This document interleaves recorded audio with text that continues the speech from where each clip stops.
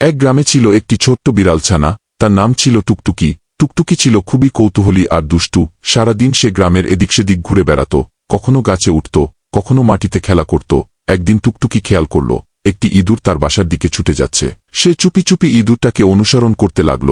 ইঁদুরটা তার গর্তে ঢুকে গেল, কিন্তু টুকটুকি কিছুতেই তাকে ধরতে পারল না। তখন সে ভেবে নিল, আমি ইঁদুর ধরতে পারি না, তবে অন্য কিছু খেলব। কিছুক্ষণ পর টুকটুকি নদীর ধারে গিয়ে দেখল কিছু পাখি জল খাচ্ছে। সে তাদের দিকে এগিয়ে গেল। পাখিরা টুকটুকিকে দেখে উড়ে গেল। টুকটুকি খুব অবাক হল এবং বলল, ওরা কেন আমাকে ভয় পেল?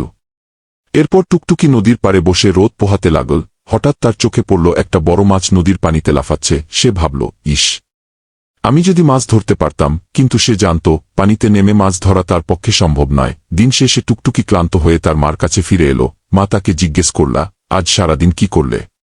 টুকটুকি হেসে বলল, আজ আমি অনেক কিছু শিখেছি। ইঁদুর, পাখি আর মাছের মতো হওয়া সম্ভব নয়, তবে আমি আমার মতোই থাকতে ভালোবাসি।